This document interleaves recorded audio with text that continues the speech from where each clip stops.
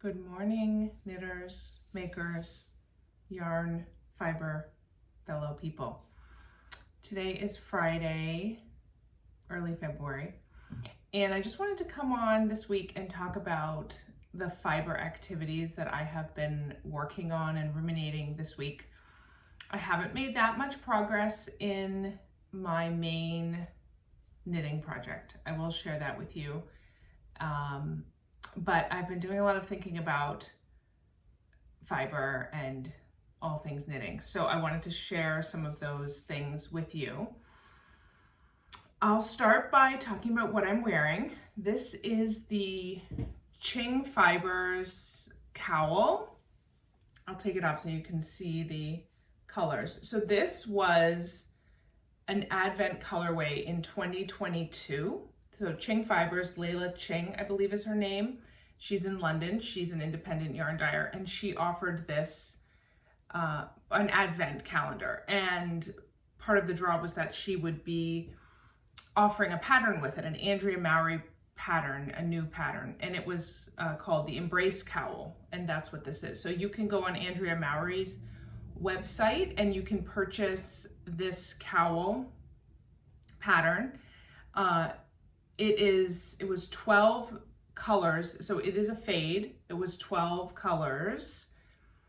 So you can't purchase these colors, I don't believe, on the Ching Fibers website, but you could purchase a 12 color fade and achieve a comparable project or comparable yarn. I really love this, really love this yarn, and somehow this color really seems to stay true on the camera. That's not always the case. So these are that color is really shown nicely here on that. So I was wearing that, but it's a little hot because I also have on a ready to wear cashmere sweater that I recently purchased. I wanted to see how much enjoyment I would get out of a ready to wear sweater now that I have spent the last 3 years really delving into handmade sweaters and handmade fiber and yarn products. And I have to say that it's not as enjoyable for me as wearing something that I made, but I still do appreciate the warmth and the softness of a machine knit commercial sweater. So as long as I can put something with it that I made, then I guess it's okay for me to wear something else other than what I made. Earlier today I was exercising and I wore these handmade socks that my grandmother made. This is a self-striping yarn, and my grandmother would sometimes surprise me with a handmade pair of socks in my mailbox. And you can see it's quite a large sock, so it's not fitted on my foot at all. But it doesn't diminish my enjoyment. I don't need it to be, tight. Sometimes I might like the experience of wearing a tight hand knit sock. I actually never have. I don't have any tight. All my handmade socks have been gifted to me by lovely knitters who chosen to do a much bigger, wider sock. And doesn't, fall down too much, probably because the foot length is probably approximately what I would wear. I wear about a 9 shoe size. So as long as the foot is generally in almost the right size, I think that the this part of the sock can be wide, and that's totally fine with me. So I very much enjoy those socks, and I always just throw these in the washing machine, which is amazing, and they have held up really well. But I do cherish these because they were gifted to me. So that's what I'm wearing or have worn today.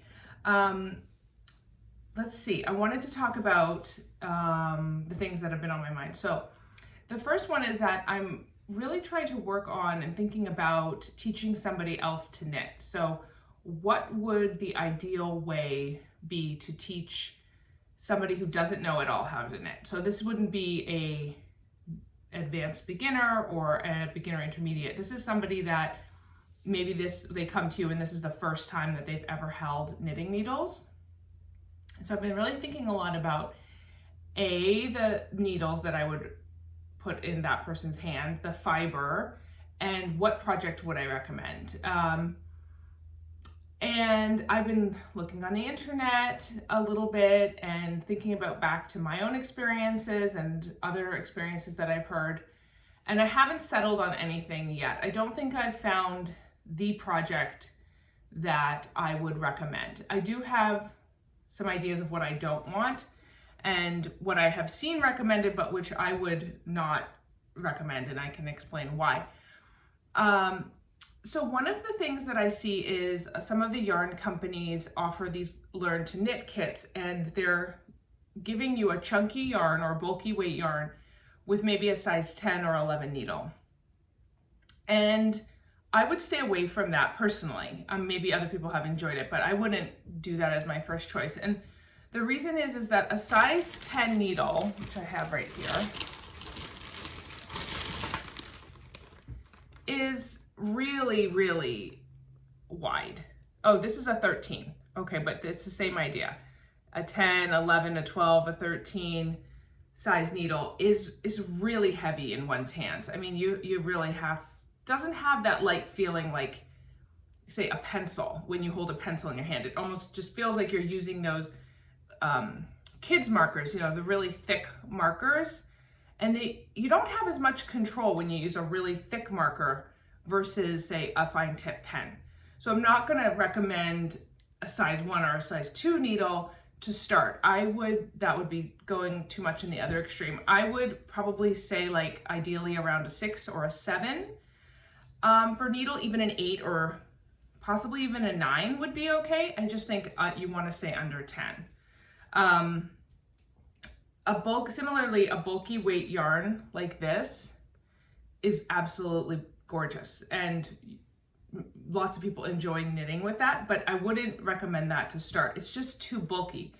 The advantage is, of course, you get your project done really, really quickly, but it's just not a relaxing knit. Like, so for example, this, when I knit into this stitch, is a big hand movement to get all the way around this big thing, and it's a big effort to get that stitch off the needle. Bigger than I'd want to make. It's an exaggerated movement is what I would say. This, by the way, is a gift for a friend, 2 years in the making. I haven't gotten very far, and it's for that reason. It's because when I'm using these big chunky needles, the movements are so exaggerated, I don't find it enjoyable to knit. So I will get this done for my special friend soon, probably in midsummer, maybe. But moving away from those bulky, heavy things for a minute. So what I would prefer, I think, is a worsted or an Aran weight yarn. So this is a gorgeous cashmere yarn from the Clinton Hill Fiber Company. I used this yarn to design my first sweater, which was published in Knitty magazine, the deep fall issue. You can check that out. It's called the Winter Holiday Sweater. But I used this thick cashmere. It knits up so quickly. It's absolutely the softest thing you could imagine. And it knits up on about an 8 or a 9. You could choose an 8 or a 9 size needle. Either would work. But the cons of something, this is a very costly yarn, so that's a consideration as well. But definitely an Aran weight yarn is what I would recommend to somebody just learning to knit on an 8 or a 9. Now, as far as what kind of a project would you want that person to make? I have heard Andrea Mowry recommended one time in her show that a cowl is could be a nice first time project. So a cowl is usually like a circle. It's a scarf, but it's sewn at the ends together. This is knit in the round.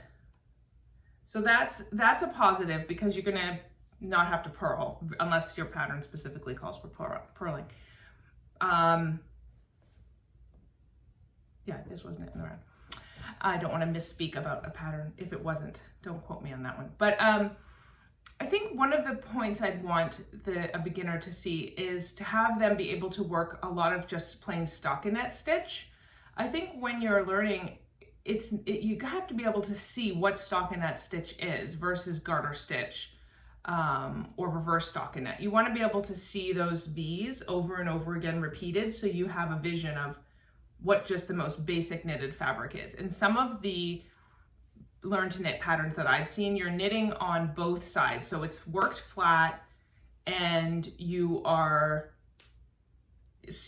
gonna see garter ridges on one side or on both sides, because they have it. Because the one scarf I saw was yes, knitting on both sides of the fabric, which creates a garter stitch look. So you're gonna miss the stockinette that I think is really nice to see.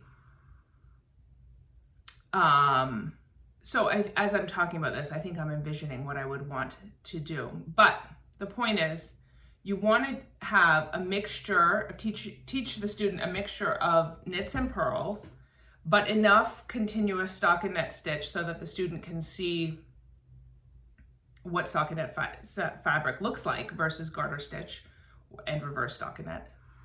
And then there's this issue of knitting in the round. So I did find a really beautiful Purl Soho, was a beginner scarf pattern, and I can link it below. It's really, really cool.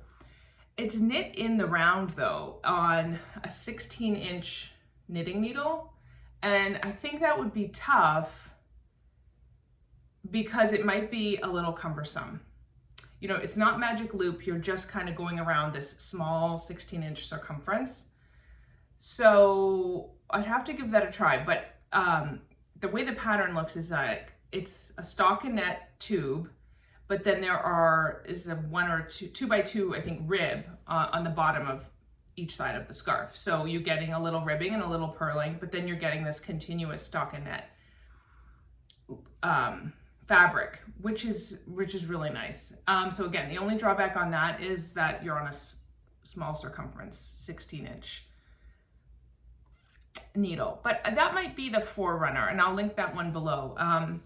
But if you've had any experience teaching somebody to knit, what worked as far as a pattern, I'd love to know. I'd love to find just that one pattern that I feel is the best for learning to knit. I like the idea of dishcloths, but there's 2 drawbacks to a dishcloth. Not everybody is excited about a dishcloth. I could get excited about a dishcloth, but I mean, really, most people are not going to be excited about making a dishcloth. And secondly, they use a cotton yarn. Usually, you know, when you're scrubbing, you're using a cotton fiber, and cotton can be hard on the hands. It doesn't have much elasticity, and it's just not as special of a fiber you're not really getting that wool experience that I so love and would want to share with somebody. So that's why I've shied away from dishcloths. But if I'm wrong, and if there's somebody out there that's made a wool dishcloth, I don't know if that exists. That would felt pretty quickly. You'd end up with just a big felted thing. So that's probably not a thing. And then that gets me to sort of the third piece of teaching someone to knit, maybe in a class setting, or in a class setting, really, this becomes more of an issue, is sort of sourcing the yarn. And if you're in a class and you show up and someone provides you with yarn, and this is your first experience with wool, with knitting wool yarn, you want it to be really special. You don't want to just, I saw somebody saying that who would want to learn to knit on somebody's like old hand-me-down, moth-ridden old yarn acrylic. Blah. No, nobody wants to knit with that. So it's sort of use the really good stuff. If you really want to get somebody hooked on it, then use the best materials that you can afford. You know, it doesn't necessarily have to be expensive, but maybe something 100% wool for sure, something soft with a nice handle. So if anybody has a nice yarn that they enjoyed learning to knit with, or that they would recommend, please drop that in the comments, because I would love to know.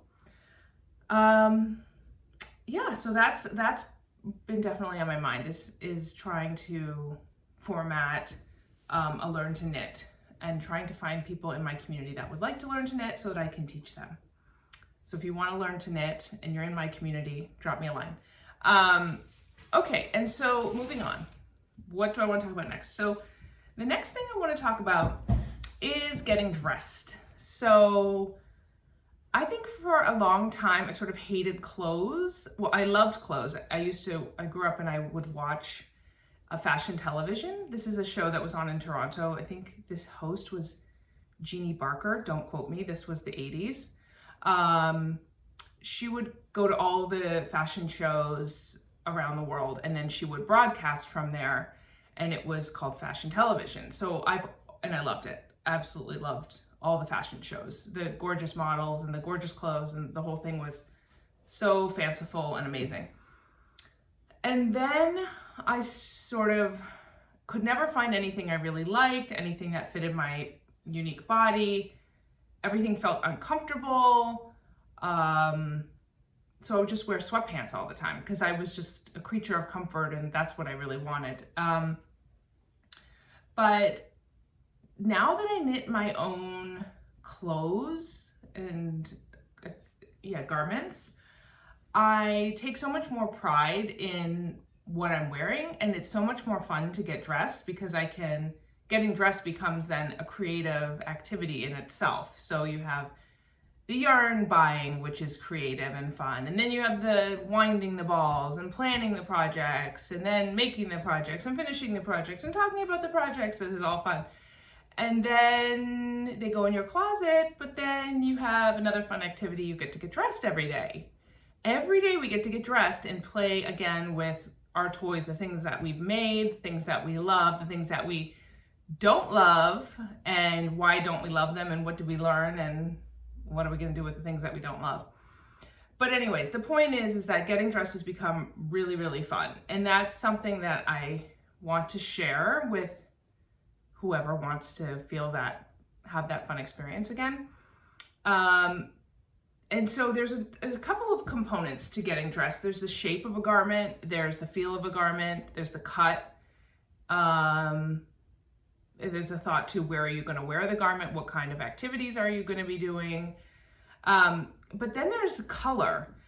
And I've been thinking about color and what colors I would recommend to which people, and what colors other people are drawn to wearing is interesting to me. So my daughter likes none of the same colors that I like. So I like greens, dark green, blue, black. I like those colors. And my daughter likes sort of cold colors, light blue, turquoisey colors, teals. And I think it gets into sort of like summer and fall, winter, spring distinctions. This is a digression, but when I was about 14, I was with my friend, the same friend who deserves this hat, and her mother, and we were at their farm. And my friend's mother spent this time with us, showing us whether we were winter, spring, summer, or fall in terms of our color palette, what looks good on us. And I was an autumn, and my friend's sister was, I think, a winter. It was what my daughter is now, with this blonde, blue eyes, sort of fair skin. And it stuck out in my mind. I remember this afternoon so vividly. I remember, these things, where she was sitting, what we were doing. I remember very little else about the trip, but I remember this conversation. So I called the library and I said, I want to learn more about this spring, summer, winter color palette so that I can notice what other people like and think categorically about what they like. And when I shop for my daughter, I can think more intentionally about the colors that I choose. So they didn't have too many books at the library yet. I haven't really, obviously this is a whole world of color choice and color dressing. And I mean, that's why I love color, right? It's endless world of knowledge and excitement and fun. But I did pick up this book called Color Me Confident. I picked up 2 books. The librarian recommended, but I think they're the same book. One is later, perhaps. Anyways, so this book is really, really, really, really cool. And it has other words in here like clear. So a clear color palette versus cool and soft versus warm and clear. Mixing colors with confidence, warm and soft. So I just need to read this book and try to absorb all of this. And then this is like a style. So this is Hillary Clinton a few years ago, and they're calling her a classic. She's in the same category as Laura Bush, Martina Navratilova, Princess Anne, Condoleezza Rice, and Martha Stewart. And you can picture the pantsuit classic look, but I would also say that Petite Knit is a designer. I think her name is Meta, but the company is Petite Knit, and they are a very classic, contemporary classic company. And I adore Petite Knit patterns, as many knitters do. They're wildly popular, and the designer behind that company is just prolific and incredible, and my jaw drops when I just look at the things that she creates. So this is a digression too, but we'll go there now. So this sweater here is one of my fails. Yes, that's a fail. I would give that a fail. I would not pass myself in the class of this design. So this is a Petite Knit pattern. It's the Stockholm Slipover, I believe is what it's called. And I made it a few years ago. And I learned lots of things not to do. And let's see, one of them is I just jumped. In my defense, the Petite Knit patterns recommend Scandinavian yarns, which is great, but I can't quite understand what the yarn is, or I don't know where to buy the yarn. I could just buy it online, but I can't even quite understand what the yarn is saying. The name is written in Swedish. Granted, I'm always doing millions of things at once, so if I sat down and really devoted the time to figuring out what the yarn was, I'm sure I'd figure it out. But I wanted to use the yarn that I purchased from Magpie Fibers. This was a Valentine's colorway, maybe 2021. Well, it was 4 skeins, and they were in the Valentine's Day palette, so I purchased it. I just love these colors. The camera is not doing justice to those colors. It's like an orange, a purple, and then a marled yarn right here. And love the colors, and I wanted to fade. I wanted to fade because I'd heard about fading, but I didn't know how to fade, so I just made it up, and I just kind of striped up. So this was worked from the bottom up. It's not a fade. It looks kind of just like bad stripes. Maybe I'll get it closer so you can see what I mean.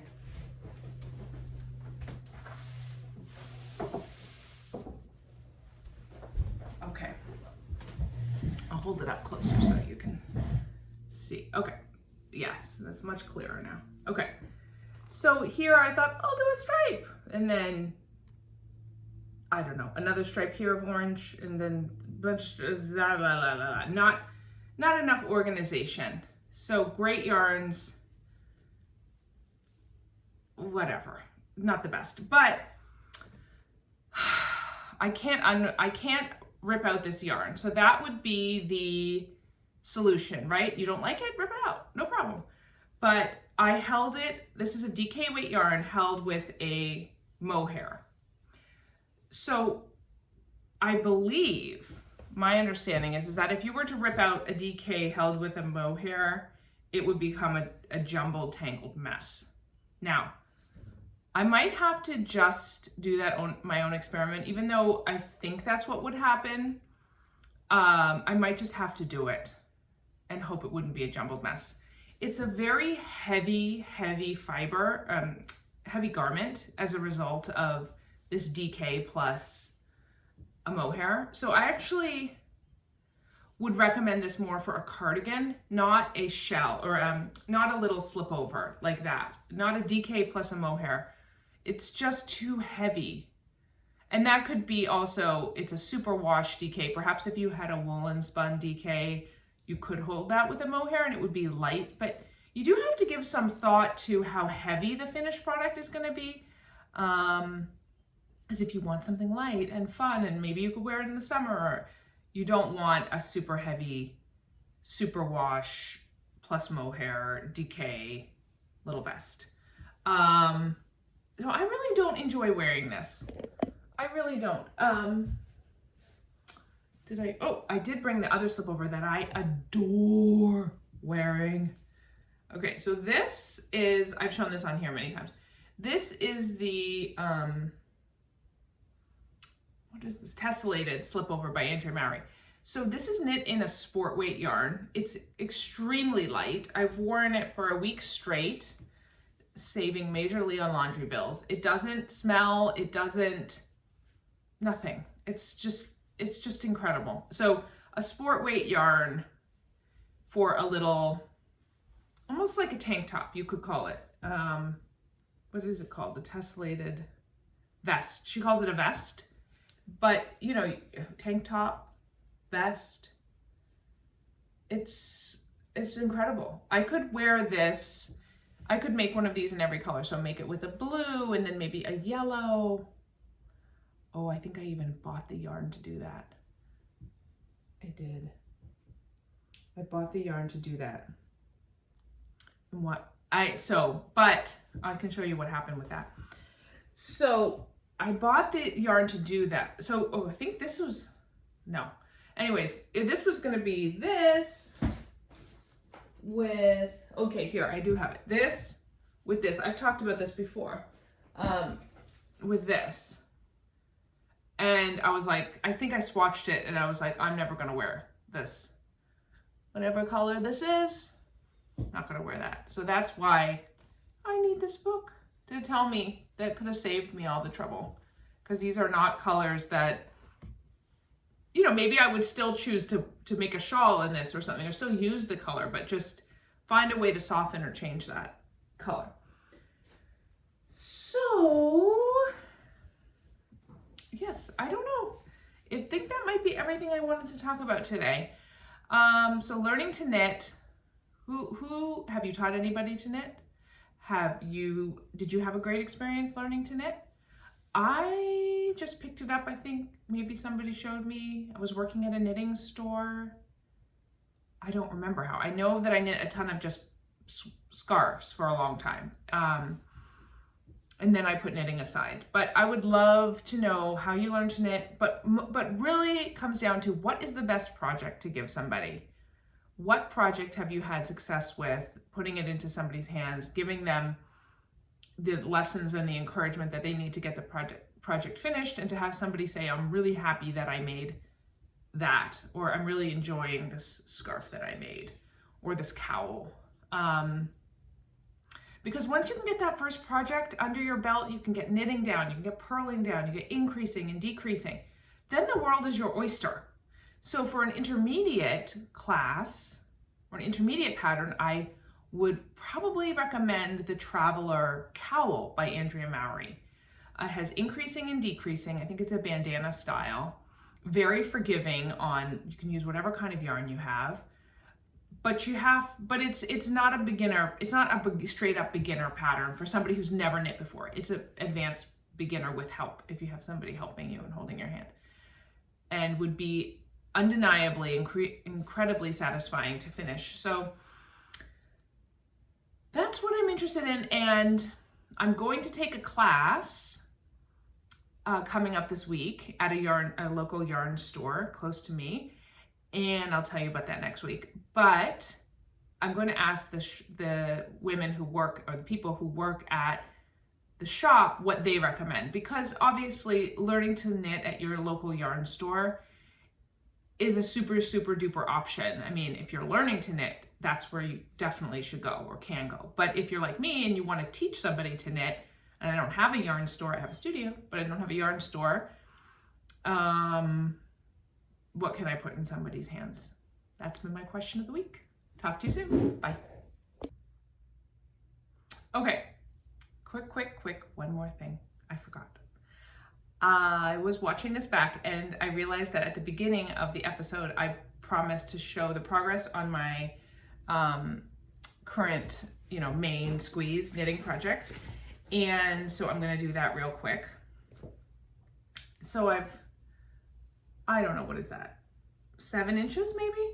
So I probably have knit this week, maybe 3 inches, 2.5. It's really slow going. I posted about this on Instagram. It's 200 or more, it's more than 200, slightly more than 200 stitches. So each row is really long. It's intended to have 6 to 10 inches of positive ease. This is a traveler shell. So each row is really long. So I want to be done because I want to knit all the things, and this is slow going. So what I'm gonna do is right here, right now, I'm gonna put on my progress keeper. So next week, I can come on here and celebrate or be sad about how much progress I have and haven't made. And since I'm doing that, I wanna just put a plug or a shout out to Lindsay from Simply Serving.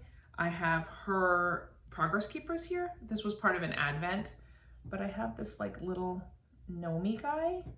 It's not really Christmas and it's super wintry. And I have this little, where do you go? Oh, it's twisted around. This little snowman. So I'm not a snail person. So I should send this to Molly from a Homespun House because she loves snails.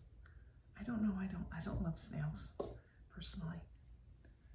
They're fine, but well, they're not even fine. They're like less than fine. So I'm gonna put on this little Nomi guy.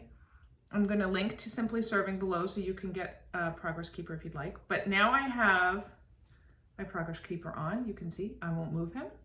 So next week I can come on here and we'll measure how much progress I made. Maybe that will help me not to feel so bad about being slow. I'm envious about all those knitters that are super, super fast. I don't think I'm particularly slow. I'm maybe average, probably average in terms of speed. Okay, that's it. Now, bye for now.